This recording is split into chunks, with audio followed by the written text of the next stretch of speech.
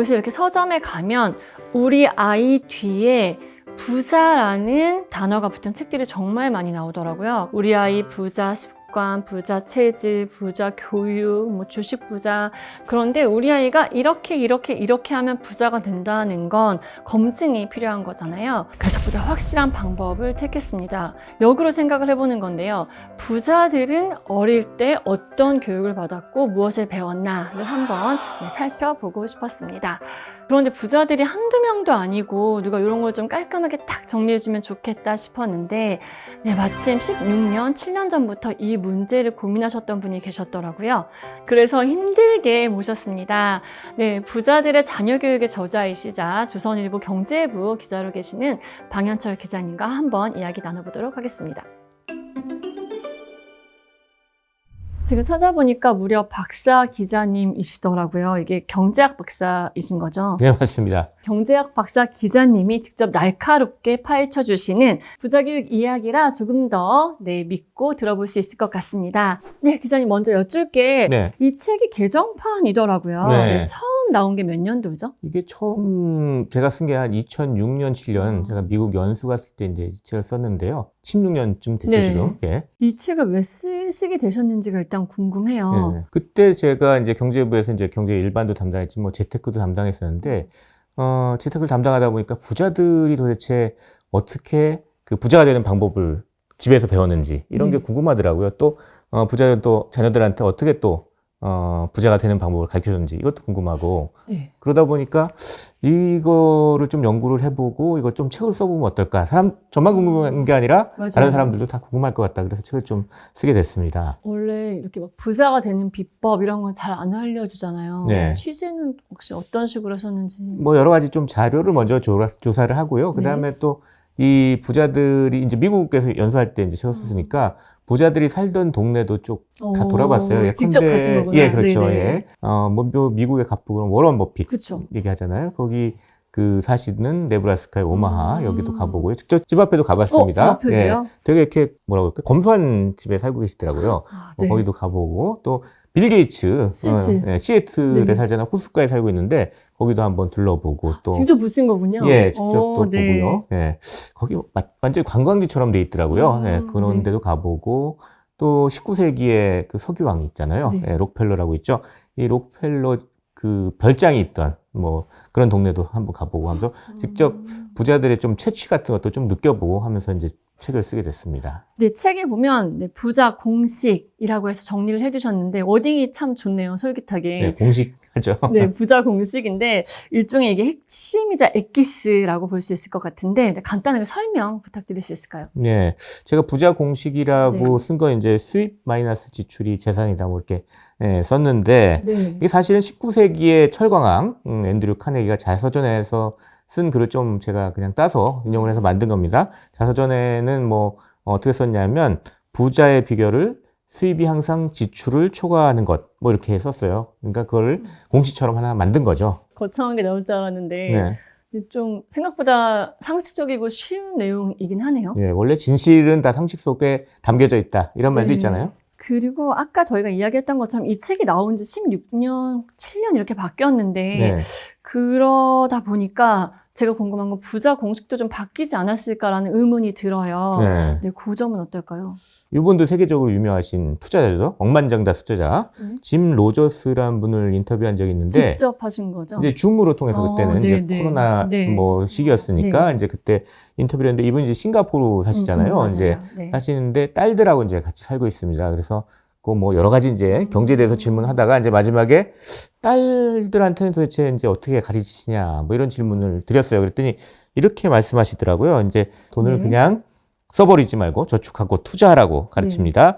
많은 사람들이 너무 많은 지출을 해서 곤란을 겪습니다. 아이들한테는 너무 많이 지출하지 말라고 가르칩니다. 그러면서 또 방 박사가 20년 후에 나한테 이거 어떻게 됐냐 이렇게 물을 거다 이러면서 내가 잘했는지 20년 후가 되면 알게 될 것이다. 뭐 이렇게 얘기를 하시더라고요. 이 말씀 쭉 들어보면 아까 말한 정확히 부자 공식이죠. 그 현대 부자들도 다 이 얘기를 하고 있습니다. 그러니까 조금 하나하나씩 뜯어보면 좋을 것 같은데 먼저 수입 부분에 대한 이야기를 먼저 좀 나눠보면 좋겠어요. 수입을 늘리는 방법, 책에서 언급하시기로는 3가지가 있습니다. 네. 네. 유산을 많이 물려받거나, 그렇죠. 혹은 복권에 당첨이 복권 되거나, 당첨되면 돈이 많이 로또, 들어죠. 네. 예. 아니면 마지막으로 노력에 네. 의해서 키우는 방법. 이렇게 3가지가 있는데, 저희는 그 노력을 이야기하는 게 현실적일 것 같아서 거기에 좀 초점을 맞춰서 이야기를 해보려고 합니다. 노력으로 돈을 번다, 노력으로 수입을 늘린다. 뭐 문장은 좋은데 너무 뻔해서 조금만 사례를 통해서 저희들의 이해를 좀 도와주시면 좋겠어요. 워런 버핏 얘기 한번 해볼까 합니다. 워런 버핏이 뭐 여러 가지 이제 얘기를 많이 했는데, 특히 이제 어린아이들을 대상으로 이제 또 얘기를 한 적이 있어요. 네. 그 비밀 백만장자 클럽. 맞아요. 뭐 이런 애니메이션을 네. 한번 만들어가지고 자기가 직접 이제 애니메이션 캐릭터로 딱 변신을 해가지고 이제 자기가 생각하는 부자가 되는 방법도 얘기하고 돈에 관한 얘기들도 많이 하고 이런 애니메이션인데 거기서 이제 워런 버핏이 아이들한테 저축하고 금리 이런 걸 얘기를 합니다. 그러면서 아주 적은 돈이라도 규칙적으로 저축을 한다면 보상을 받게 된다. 또 목이 마르지 않는데도 음료수를 사 먹기 위해서 돈을 쓰지 않고 저축을 한다면 이자를 벌어서 돈을 불릴 수가 있다. 이렇게 아주 쉽게 그 돈을 제 수입을 늘리는 방법들을 이렇게 쭉 가르쳐 줍니다. 그러니까 노력이라고 이제 생각해서 너무 어렵다. 이렇게 생각을 하시는데 이게 엄청나게 어려운 일은 또 아닌 거예요. 또 그리고 요새 또 유행하는 게 짠테크란 용어. 이거 유행하잖아요. 저축한 돈을 가지고 또 돈을 불려서 그 종잣돈을 삼아가지고 돈을 불려가면서 수입을 늘리는 거. 이게 가장 기본적인 수입 늘리는 방법이다. 이렇게 좀 얘기를 할 수 있겠네요. 네, 그래서 기자님 언급하셨던 비밀 백만장자 클럽이라는 컨텐츠 만화로 재미있게 되어 있는데 벌써 이렇게 번역이 다 돼서 한글로 올라왔더라고요. 네. 여러분 찾아보시면 보실 수 있고 여기서 제가 주목했던 게 단순히 저축에 대한 이야기만 하는 게 아니라 워렌 버핏이 금리에 대한 이야기를 하면서 돈이 돈을 버는 구조, 조금 더 나아가서 투자에 관련된 개념도 그 어린 친구들한테 심어주려고 노력을 했었는데 우리의 노력으로 수입을 늘리는 부분에 있어서 투자 중요할 텐데 이 부분 조금 보완해 주실 수 있을까요? 네. 뭐 버핏 얘기했으니까 버핏 얘기 좀 더 이어가 보죠. 이 워런 버핏이 투자로 사실 엄청난 부자가 되신 분이잖아요. 이분이 어렸을 때 어떻게 그럼 이 투자를 배우게 됐을까? 이 얘기를 알면 궁금합니다. 좋을 것 같은데요. 이 사실 아버지한테 좀 배웠어요. 아버님이 이제 하워드 버핏이라고 해서 주식 중개인. 당시에도 이제 주식을 이제 사고 파는 걸 이제 중개하시는 이런 분이었는데 이분이 이제 아버지가 버핏이 10살 때 이미 그 월스트리트 데려가가지고 증권거래소도 구경을 시켰대. 그러면서 이제 그 왔다 갔다 하면서 주식 어떻게 거래하는지 어린 10살짜리 이제 버핏이 좀 보면서 이제 그때부터 이제 주식을 알게 됐던 거죠. 그리고 또 자기 사무실에 자주 불러가지고 이제 아들 버핏한테 이제 뭐 그 주식 투자하는 이런 모습도 보여주고 그러다 보니까 버핏이 8살 때부터 이제 아버지가 집에 둔 주식 투자 관련 책을 읽기 시작했다 그러고요. 10살 때 직접 주식을 또 사고 팔고 하기 시작했다 합니다. 그래서 이렇게 어렸을 때부터 주식 투자하는 습관을 들이다 보니까 이제 그걸 계속 이어가서 이제 이 나이 들었을 때도 그 주식 투자로 이제 돈을 버는 그런 걸 이제 자기 전업으로 이제 삼게 된 거죠. 또 이분 얘기뿐 아니라 이제 피터 린치라고 되게 유명하신 분 있잖아요. 이 월가의 영웅 이렇게 불리는 분이죠. 이분이 이제 뭐 마젤란 펀드라는 걸 운영을 해가지고 한 13년 동안 연평균 거의 30% 되는 수익률을 올리신 연평균이요. 이런 분인데 이분도 이제 아이들한테 투자를 가지키는 좀 좋은 모습을 보였던 적이 있어요. 쭉 보니까 이제 딸이 3분 있었더라고요. 이 딸들을 좀 가리킨 얘기가 있는데 이 딸 중에 애니라는 분이 있어요. 이분이 이제 또 자기 회고한 거 보면은 집에 소위 연차 보고서, 그러니까 기업들 보고서 이런 게 집에 막 굴러다녔다고 그래요. 그래서 어릴 때부터 아버지가 이제 주식 투자하는 거를 많이 봤다는 거고, 또 피터 린치는 투자할 때도 자기가 아는 거를 투자하라 이런 말씀 많이 하셨잖아요. 실제 그래서 딸들이 이제 쓰는 물건, 뭐 집안에서 쓰는 물건 이런 것들이 뭐 잘 팔린다. 이런 걸 보고 투자 아이디어를 찾기도 했거든요. 근데 그런 모습들도 옆에서 봤다고 그러고요. 그리고 또 아이들한테 어릴 때부터 이제 주식 계좌를 또 만들어줬대요. 그래서 방금 얘기했던 애니란 이분은 4살 때 주식 계좌를 열었다고 그러고요. 또 자기 동생이 있는데 자기 동생은 태어나자마자 주식 계좌가 있었다고 합니다. 또 뭐 여러 가지 아이들한테 자기 투자 비법도 얘기해 줬는데 10년에 한두 개의 히트 주식에 투자하라. 뭐 이런 비법도 좀 가르쳐 줬다고 그래요. 그래서 실제 이제 애니라는 이분이, 딸이죠. 피터 린치 딸이 아이팟을 이제 써본 다음에, 이거 좋다. 그래서 애플 주식을 실제 사서 뭐 많은 수익률을 올렸다 그러는데, 재밌는 건 이제 아버지는 애플 주식을 안 샀다는데. 아빠는 안 사고 딸이 사는 사건. 이렇게 해서 이제 투자를 아이들한테 가르쳐준 투자 대가들 얘기들을 또 알 수가 있습니다. 제가 실제로 겪어본 바에 의하면은 그 미성년 자녀들 거를 이제 부모님들이 계좌를 증권사에서 많이 만들어 주시는데 이게 본인이 아니다 보니까 뭐 되게 챙겨갈 게 많았어요. 도장, 무슨 뭐 등본 챙겨가서 되게 복잡했는데 요새는 트렌드로 부모님들이 비대면으로 자녀들 주식계좌 만들어줄 수 있다고 하니까 저희 이야기 나온 김에 방송 보시고 끝나시면 바로 클릭 몇 번으로 미성년 자녀들 계좌 만들어주실 수 있다는 것도 팁으로 하나 챙겨주시면 될 것 같습니다. 제가 최근에 이제 뭐 신문사에서 이제 데스크를 보는데 금융위에서 좀 금융 규제 완화해가지고 그렇게 좀 규제를 완화했다고 하더라고요. 그러면 수입 빼기 지출이었죠. 지출 이야기도 한번 나눠볼까요? 지출은 어떤가요? 막 세계적인 가뿐데 맥도날드 뭐 쿠폰, 할인 쿠폰 이용해서 먹는다라던가 아니면 뭐 헌 양복 입고 다닌다 이런 이야기 보면 약간 그 쇼맨십? 쇼오프? 이런 느낌이 좀 들어서 에이, 이거 너무 오버한다 이런 느낌이 들었는데 여기선 저희가 어떤 인사이트를 얻어야 될까요?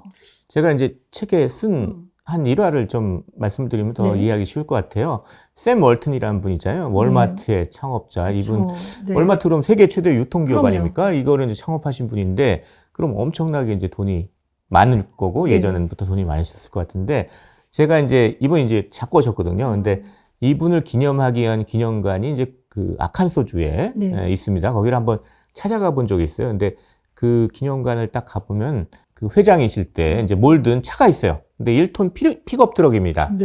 픽업 트럭을 회장님이 이제 몰고 다닌 거예요. 근데 그 픽업 트럭 보면 아주 깔끔한 거 이런 것도 아니고 이게 곳곳에 이제 자국 나고 이렇게 좀 구겨진 곳 이런 게 그대로 있었어요. 그러니까 기스나고 뭐 아니 완전히 이렇게 좀 찌부러진 것도 보이고 뭐 그런 차를 직접 몰고 다니셨다고 하고요. 이 뭐 쇼맨십으로 이렇게 한 것도 아니고요. 실제로 그렇게 사셨던 거를 볼 수 있었어요. 그러면서 기자들이 찾아가서 물어봤대요. 도대체 그러면 아니 롤스로이스 같은 이런 고급차 타시지 왜 이런 픽업 트럭 모십니까? 자기가 몰고 다니십니까? 그랬더니 자기가 이제 농담으로 했는지 모르겠지만 자기 키우는 개가 있는데 개를 태우려면 같이 반려견을 같이 태우고 다니려면 이 픽업 트럭이 편하기 때문에 이렇게 몰고 다닌다.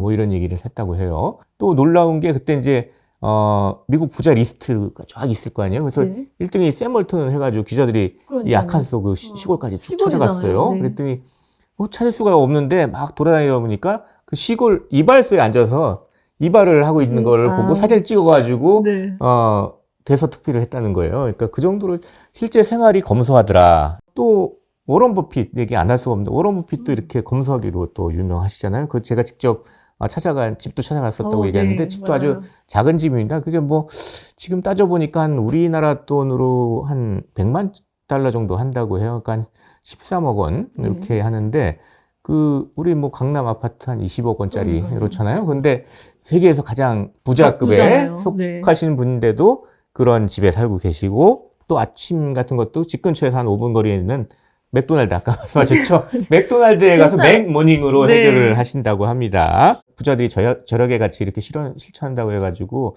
자린고비 스타일의 생활상을 보여주기 위한 거다 이렇게 생각할 건 아닌 것 같고요. 사실 버핏도 알고 보면 캘리포니아에 라구나 비치라고 아주 멋진 그 해변가에 별장이 다 있습니다. 그렇죠. 그리고 샘 월튼도 자기 자가용 비행기도 있고 그렇게 다 있는데 그렇지만 이거는 쓸데없는데 돈을 쓰지 말자 이런 정신을 보여주는 거죠. 그러니까 그렇게 해석을 해야 될 것 같아요. 저희 그러면 이제 수입 관련된 이야기 다 했고 빼기 지출 하면 이제 재산이잖아요. 남는 게 여기서 더 할 이야기가 뭐가 있나 싶은데 부자 공식 또 남은 이야기는 뭔가요? 그냥 단순 공식 거기서 끝나는 게 아니라 이걸 어떻게 관리를 할 것인가 관리요. 관리를 하는 방법을 가르치고 서로 배웠다. 이것도 중요한 것 같아요. 그 관리라는 게 결국 뭐 어릴 때 용돈 관리를 배우는 것부터 시작되는 거 아니겠어요? 이거 중요합니다. 맞아요. 역대 가장 큰 부잣집이 맞아요. 이제 록펠러 가문이라고 기억나요? 그러죠. 왕과 독재자가 아닌 사람 중에 최고 부자라는 표현이 붙을 정도로 부자인데, 네. 이분 가문이 이게 유명한 게 이 용돈 교육으로 유명합니다. 맞아요. 그래서 거기를 좀 알아보면 이제 세 가지로 좀 정리를 할 수 있을 것 정리 딱 같아요. 해주신답니다. 네. 첫 번째는 이제 용돈을 그냥 주는 게 아니라 대략적인 사용처에 대한 가이드라인을 준다. 뭐 이건데요.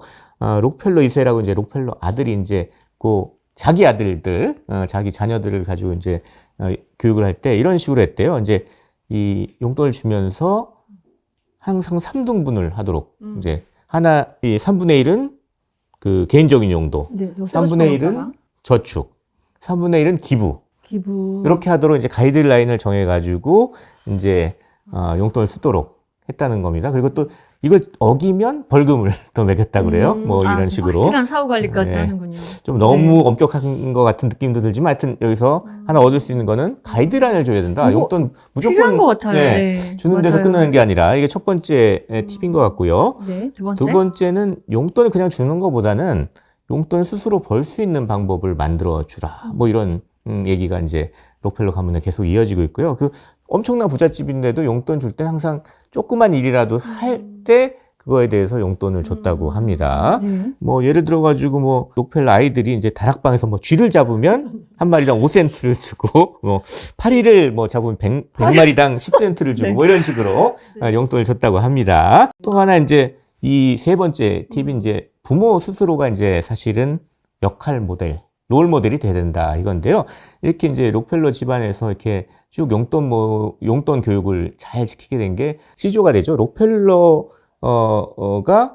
그 어릴 때부터 가계부를 썼다는 거예요. 그래서 그 가계부를 항상 이렇게 보여주고 이제 아이들한테, 그 손자들한테 이거 할아버지가 쓴 거다. 이렇게 보여주면서 용돈 교육을 시켰다는 겁니다. 그러니까 롤모델이 돼야 된다. 이렇게 세 가지 정도의 팁을 좀 얻을 수 있지 않을까 이렇게 생각합니다. 용돈 관리, 뭐 관리하는 것 또 추가로 덧붙일 부분 있으시면 뭐가 있을까요? 저커버그 얘기 하나 해볼까요? 그 페이스북 창업자, 젊은 부자죠. 젊은 테크 부자인데 이분이 이제 그 2021년인가 그 페이스북에 이제 동영상을 하나 올린 게 있어요. 이제 딸이 이제 그때 둘이 있었는데 뭐 맥스라고 오커스트라고 이게 둘이 있어요. 6살, 4살. 이제 저커버그 막 설거지를 집안일도 해요. 또 이렇게 큰 부자지만 그런데 이 두 딸이 와서 6살짜리 딸이 와서 이제 설거지를 도와주는 이런 영상을 올렸어요. 그래서 실제로 이 저커버그가 2019년 12월인가 이제 방송에 나와서 한번 얘기를 한 적이 있어요. 무엇보다 이제 우리는 아이들한테 모든 걸 다 주려고 하지 않는다. 그리고 아이들도 맡고 있는 일이 있고 해야 될 일이 있다. 집에서 이렇게 하고 있다. 부잣집 아이로 이제 크다 보면 응석바지가 될 수 있는데 그렇게 키우지 않고 절제심, 그 책임감 이런 거 어릴 때부터 가르치겠다 이런 얘기예요. 그러니까 사실 부자들의 자녀 교육의 뭐 또 하나의 핵심 아닐까. 용돈 관리 교육 거기서 끝나는 게 아니라 책임감도 가르치고 절제도 가르친다. 이렇게 좀 봐야 될 것 같습니다. 자산 관리하는 거, 재산 관리하는 거, 용돈 관리와 더불어서 어떤 책임감과 절제 부분도 정말 신경 쓴다는 메시지 정도 저희 한번 정리를 해보면 될 것 같습니다.